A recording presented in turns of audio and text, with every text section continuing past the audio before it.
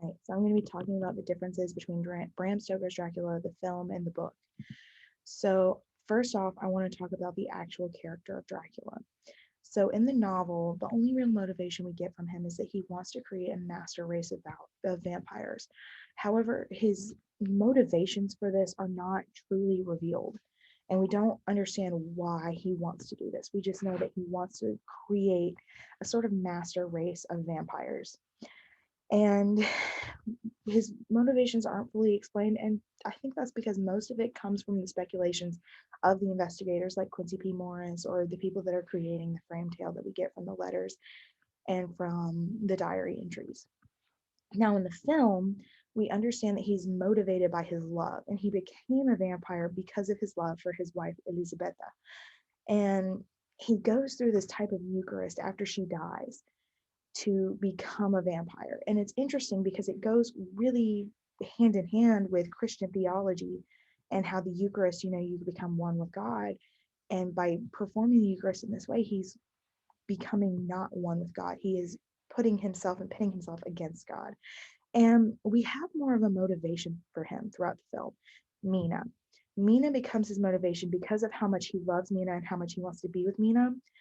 And that love and devotion to Mina comes from the fact that she reminds him so much of Elisabetta, which we get this kind of sense that Mina is maybe Elisabetta in a past life. It's almost like a kind of reincarnation feel, is the way that they're connected. Now, Mina is very different in the novel and in the film. In the novel, Mina is the example of a perfect Victorian woman. She does not want any association with Dracula and even fights to get rid of him. She helps them to, get rid of him, to kill him. She tells him where he's going, and she does this all willingly. And she's highly devoted to Jonathan in the book. However, in the film, in the very, very, very beginning, she starts off as a perfect Victorian woman who is deeply devoted to Jonathan and then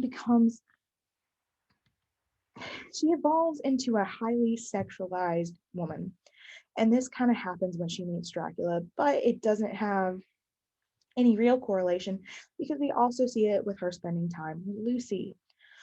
She does have a strong desire for love from Dracula, and in the end, actually actively fights against his demise. She does not want him to die. She wants to be with him. She loves him.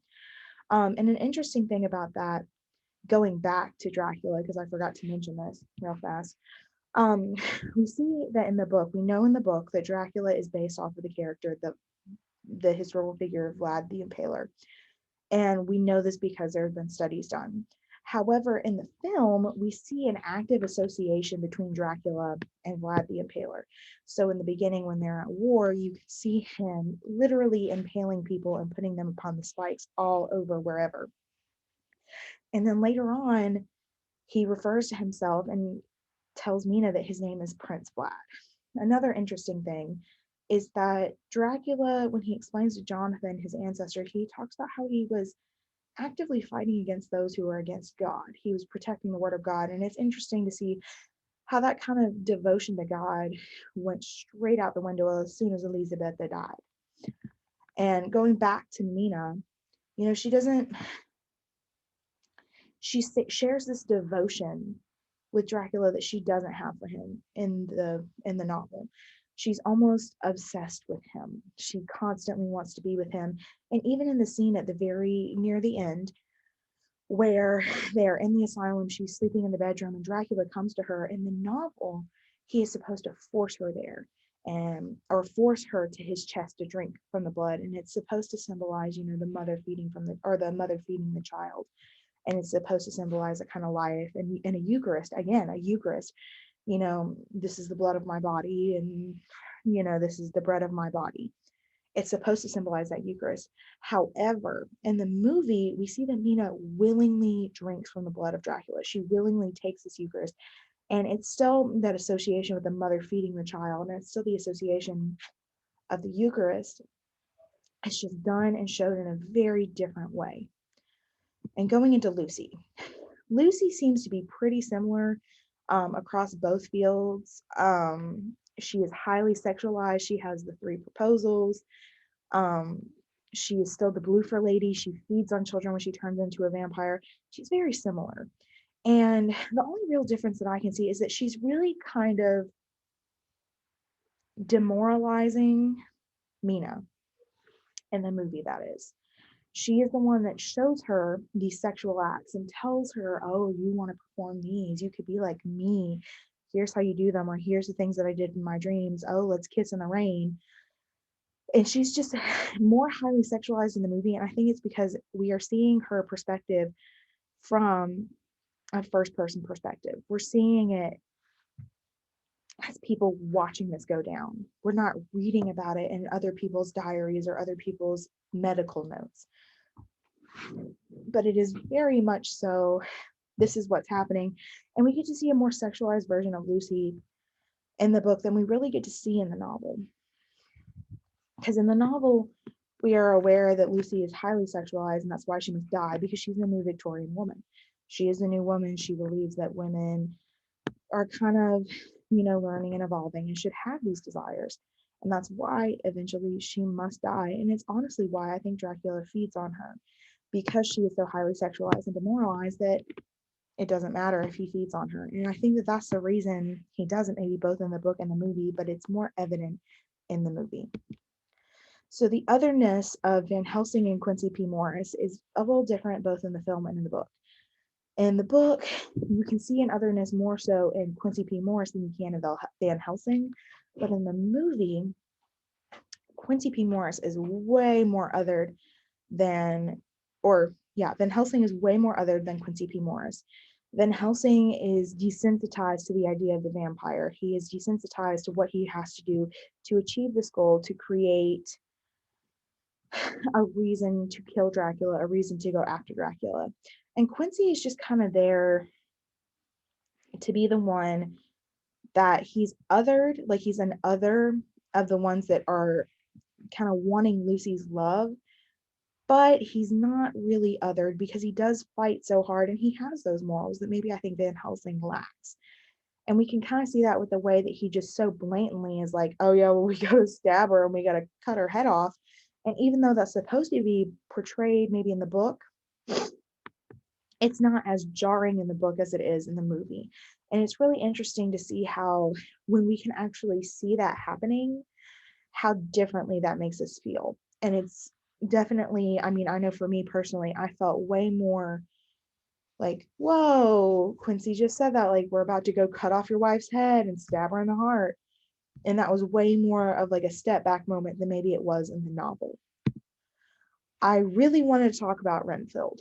So in the novel, we know that Renfield is crazy, but it's subdued because it's not from a firsthand account. It's from, the diary of, or the medical notes of Stewart. And Stewart, talks about the crazy things that he does. And like, although it seems crazy and gross, it's not as like monstrous. It's not so monstrous as it is in the movie. And it's not, you don't notice the godlike devotion that he shows in the novel. However, in the film, he shows a godlike devotion to Dracula. And you can hear him just screaming that I will serve you, Master. I will be with you, Master. And it draws in another area of Christianity that maybe is not so prevalent in the book. Is that he is like shouting for his master. He is praising his master. He's begging his master to save him, to give him the Eucharist that Dracula gives to Mina. Renfield craves that Eucharist, but he doesn't get it because there's a newer devotion to Mina. And I believe that Dracula thinks that if he can get Mina, he won't really need Renfield. There also seems to be a kind of decadence with Renfield that's obvious in the film that wasn't really there in the novel, and it's more of like a highly sexualized devotion also to Dracula. Like maybe there was some homoeroticism that was happening, and maybe that's why Renfield was so connected to Dracula. But it's definitely interesting to see that there are multiple instances of homoeroticism in this movie, especially with maybe, or not even with maybe, especially with Lucy and Mina in the beginning, and now with Renfield and Dracula that maybe we don't see, but we can kind of pick up on, is that Renfield seems to have some sort of sexualized attachment and godlike attachment to Dracula. It is very interesting also to see the differences in the way that the medical proceedings happen, both in the novel and in the movie. In the novel, there seems to be a lot more research that's going on and a lot more understanding. And I think that's because they're written out in medical journals and they're written out to be like evidence. However, in the film, they're just briefly mentioned. Um, and we're supposed to just assume they've done all this research and they know what they're doing. Probably one of my favorite things that they do in the movie is still include the aspects of the framed tale from the original text. So you have several characters throughout the movie that are still reading from their diaries, or they're reading from their letters, or they're repeating what they've recorded on like a recording. They're playing the recording back, but it's not just that, like what we're getting in the novel.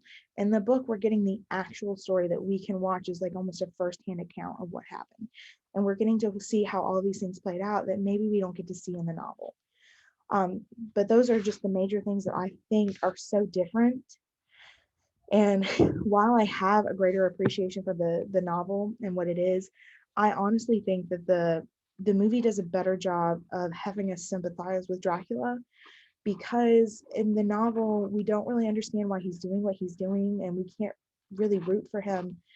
But in the movie, it's interesting because we are rooting for him a little bit. We want him and Mina to be together a little bit, even though we know what's happening is wrong. So it's very interesting to see how the two go against each other and juxtapose each other while also kind of going about in the same way. But that is my presentation. I hope you enjoyed it. I'm actually really interested in talking in my research paper about the sexualization of Mina in the movie versus the book and why she was so over sexualized in the movie. So yeah, gotta stop my recording.